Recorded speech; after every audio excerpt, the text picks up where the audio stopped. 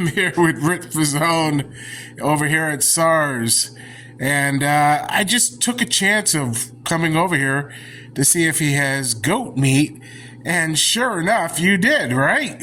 Yes, goat meat's our biggest seller. The biggest seller, and the price is right. That's about a 5-pound bag. What I like to do with the goat meat, Rick, is I let this thaw, but while that's happening, I'm going to enjoy some home-style breaded oysters. Thanks, buddy. You're welcome, Dave, anytime. All right. It's amazing how you can live somewhere. We come up Broadway all the time to head home in Rotterdam, but we pass this sign all the time. In Acts chapter 15 and 21, there are 3 passages where the apostles found that it was important to teach the new Christians to abstain from eating meat that was strangled. Well, all 3 religions, Islam, Christians, and Jews, are called for in the people of the book to not eat any meat that is strangled or an animal that is for consumption that was caused distress in its slaughter. So mechanical slaughter, banging, goats and lamb and cows over the head, which is done in some slaughterhouses, is not what God called for. And if that offends anyone, I'm sorry. That is a non-believer. But this is why hand slaughter is so important in the way that the kosher butchers slaughter, as well as the Islamic Zabiha slaughter by hand and causing no stress to the animal. So also, it calls for in the apostles in the book of Acts, all through the book of Acts, called for Christians to not consume any blood, nothing containing blood, and no meat of strangled animals, and to abstain from sexual immorality. Well, that's a touchy subject for a lot of people, so I think I'll stop right there. So you're getting what? You're getting duck? Yes, sir. And what are you going to do with it? How are you going to prepare it? He's gonna cut it up. No, how are you going to cook it at home? I don't know. That's the duck. Mm-hmm. Look at that thing. That's beautiful. 2 white There chicken. it goes off to slaughter. That's it, brother. 2 white. And 3 layers. Huh? You got layers, right? Saturday? Alright.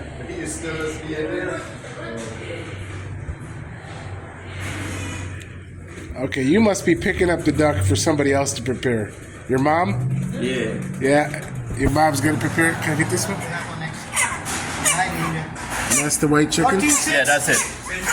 Rick Fazone, over at SARS, Cash and Carry on Curry Road in Rotterdam, he actually buys the goat whole, halal goat meat, the whole goat, and then he cuts it up there at SARS in his butcher room into these cubes. So it's definitely these 5-pound, 6-pound bags that he sells are halal goat meat that they cut there on the site. They're already slaughtered at a halal butcher, and then he buys the whole goat and cuts it himself. So there you have it. When making curry goat, the most important thing to do is to take fresh lime wedges and squeeze them with rock salt, or in this case we have coarse pink Himalaya salt. That's actually we're going to brine this goat meat here in the sink and cover it with water and let it sit for about a half hour. What that's going to do is the lime and the salt is going to pull out all the impurities out of the goat meat.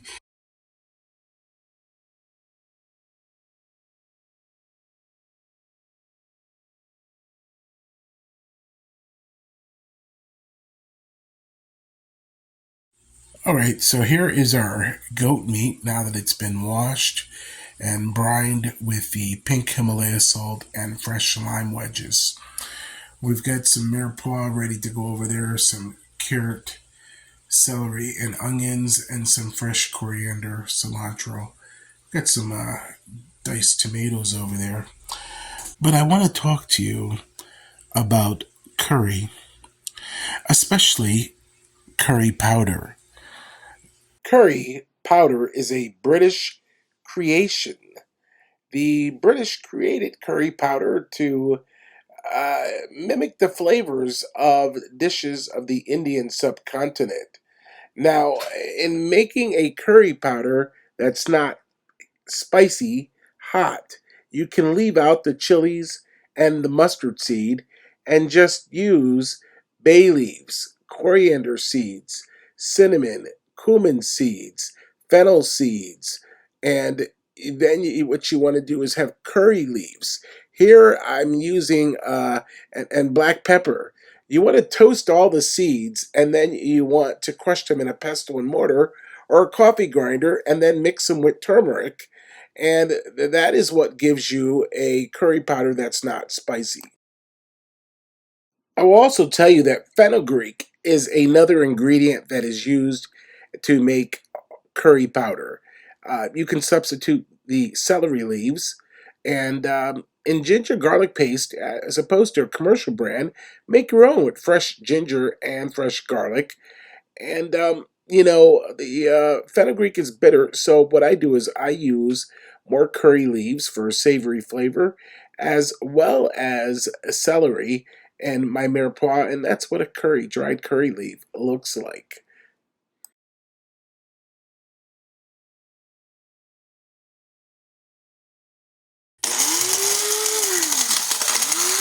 And grind all the bay leaves and the curry leaves and the fennel seeds and the coriander seeds and that cinnamon stick all in there. And then you kind of hear that right there. We can give it a little shake and take a look and see what we have. And we have a nice powder. I always recommend to keep a paper towel close by, because when you take your powder off, it's going to be all over the counter. And now there you have homemade curry powder with a garam masala twist by using the cardamom. And you can see as you begin to play with this and mix it all together, you now have a homemade curry powder without chilies, without salt, without any fillers, and without any mustard seed, and it's not going to be spicy. Remember, we did not add salt to this. We did add cracked black pepper. But there is your homemade. Look at the color. The color is beautiful. So, homemade curry powder. We can get that rubbed into our goat meat here. Halal and kosher meat is so much tastier and cleaner. What do we have next to do? Well, while our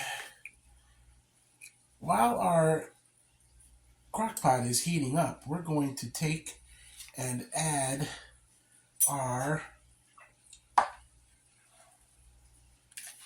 carrots over there for later. We're going to get our meat seasoned.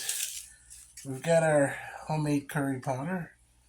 All right, we'll put that right up there. We're going to grab our pink Himalaya salt and give this a good seasoning of salt. And then we're going to use this spoon to get underneath and really get a good seasoning of salt. Blend it through here.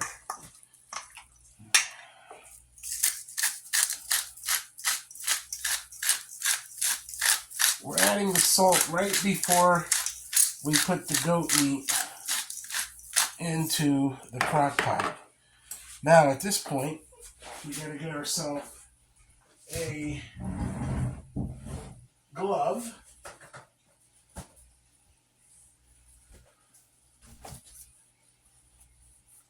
And get this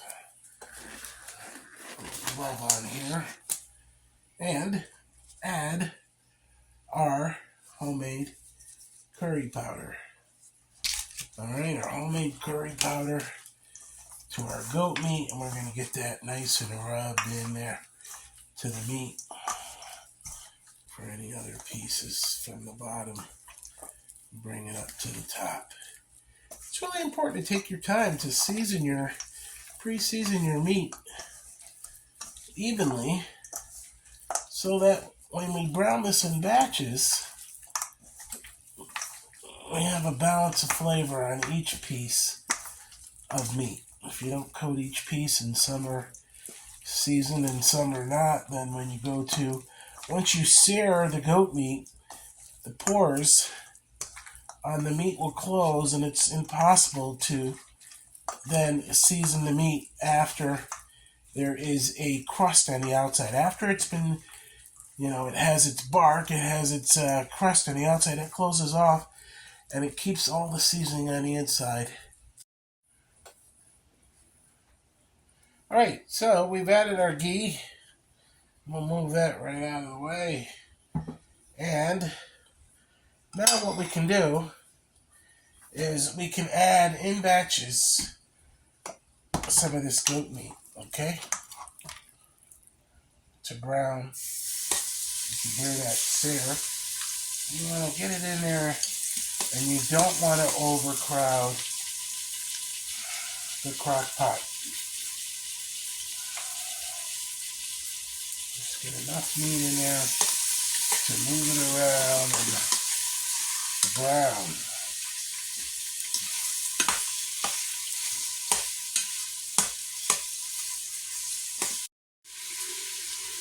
Alright, so as it browns, just take it out, put it into a bowl, and add more.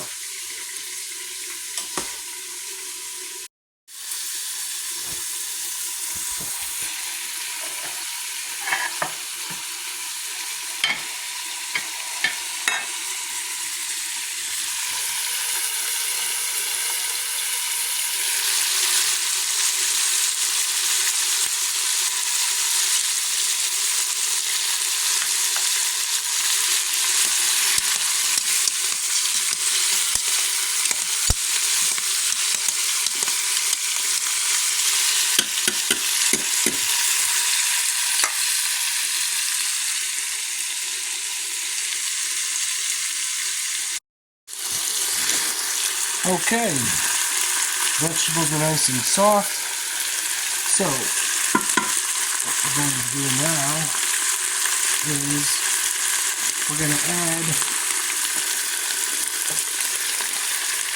our tomatoes.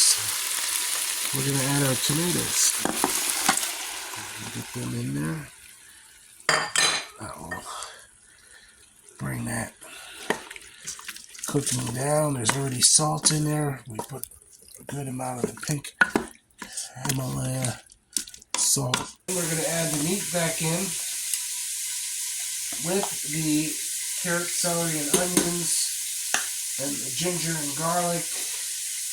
And we have some of this Chinese authentic rock sugar that we're going to add in there. We've got the sugar in there that's going to balance out the acidity of the tomatoes.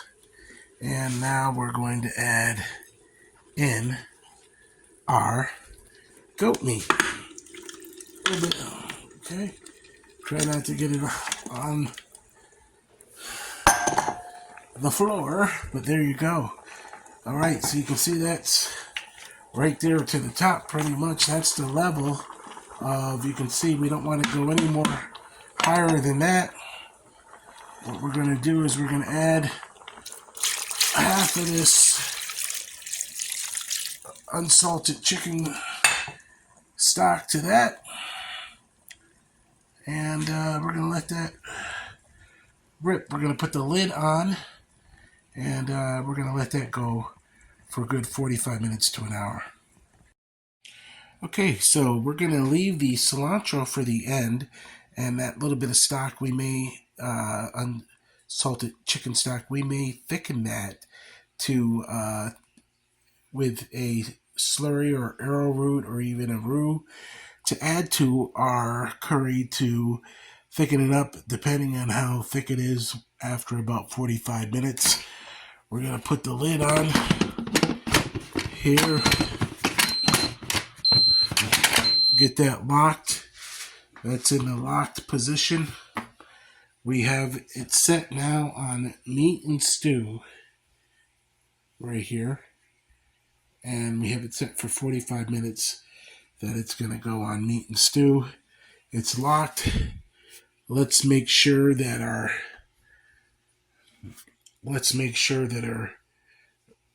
our pressure release valve is closed in the closed position so that the crockpot double cooker can work. When this dial right here pops up, the bobber valve, when that pops up, you will know that it is built up pressure inside the crock pot, and do not open it until you see that bobbered valve indented like that. If it's up, it's unsafe to open. You could use the quick pressure valve release and let the steam and pressure out, but we're going to let this go for 45 minutes, and then we'll use that leftover unsalted stock and thicken that if we need to thicken our curry, and add our chopped cilantro and let that cook through for 5 minutes, and the curry will be done. As the bulk of the cleanup is done and the dishwasher is running, and we're waiting on our curry goat set on the meat and stew setting to finish here, I think about my maternal great grandfather and curry. See, as a creation of the British curry powder, my maternal great grandparents lived in Barbados in the Caribbean until my great grandfather on my mother's side was conscripted by the British to go fight in the Boer Wars.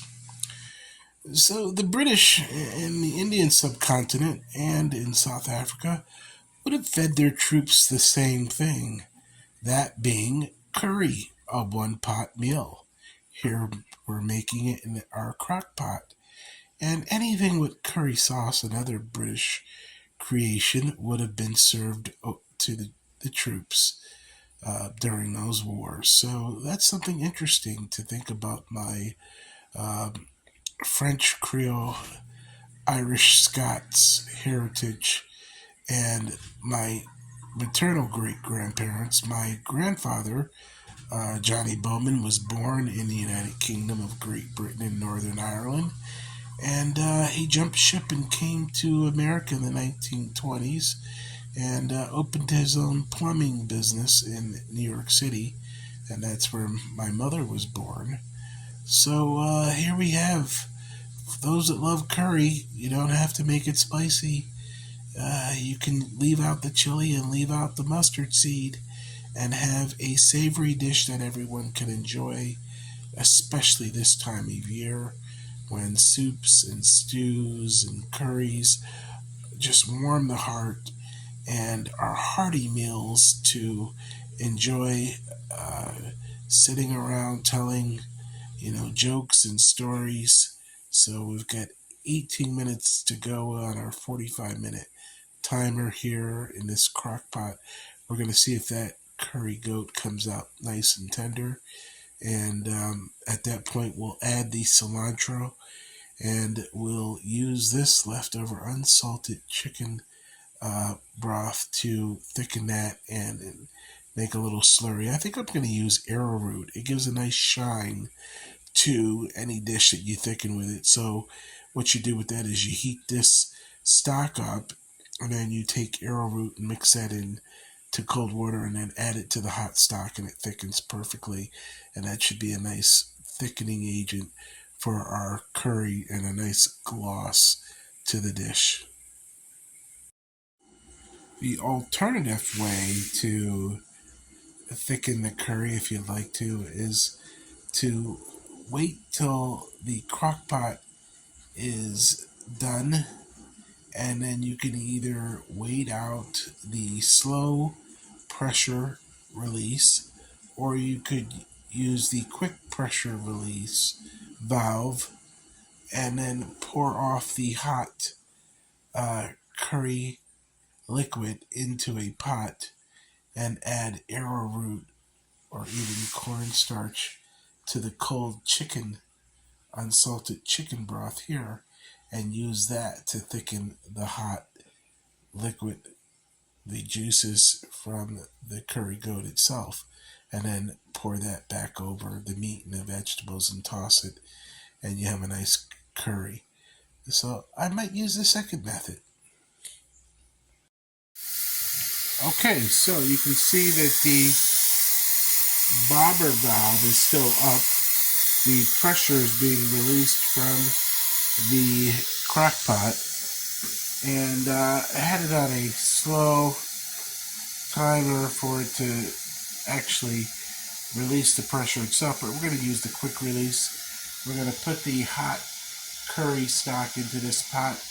We're going to use arrowroot with this unsalted, this low sodium chicken broth, and whisk the arrowroot powder into here and thicken the hot curry sauce that's in here, the liquid that's in this crock pot, on the stove top, and then add it back and toss all the ingredients together. We're going to add in our cilantro at that time. Cilantro and celery leaves are great for a substitute for fenugreek. I didn't have any fenugreek here today to put into our curry powder. It's usually methi, M-E-T-H-I, and if you go to an Indian store, you'll see it spelled as M-E-T-H-I, methi. That is fenugreek, and you don't really want to use that much of it. So we already had the natural curry leaves. We already have celery in here, and we're going to add cilantro. So you're going to have that authentic flavor of curry. And let's see. Look, it just went down. You heard it. I didn't catch it on camera, but you could hear that dowser go down. That means it's now safe to open.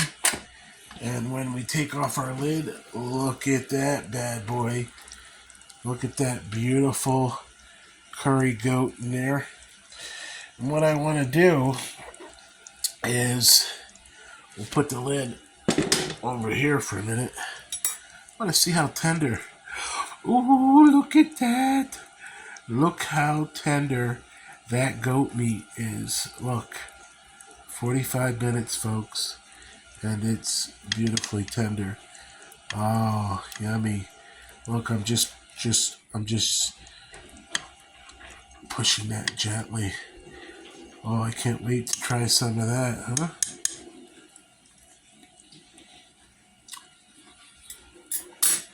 That's tasty. Let's get that thickened a little bit.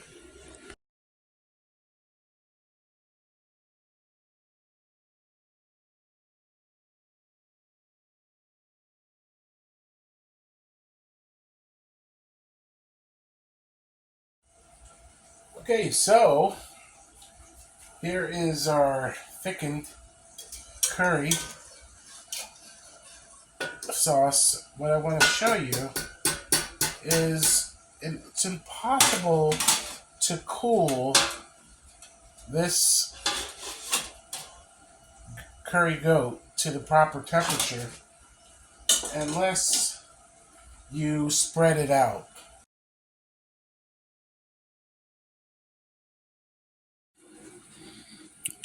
There you have it. Homemade curry powder. homemade curry goat. And that's a lot.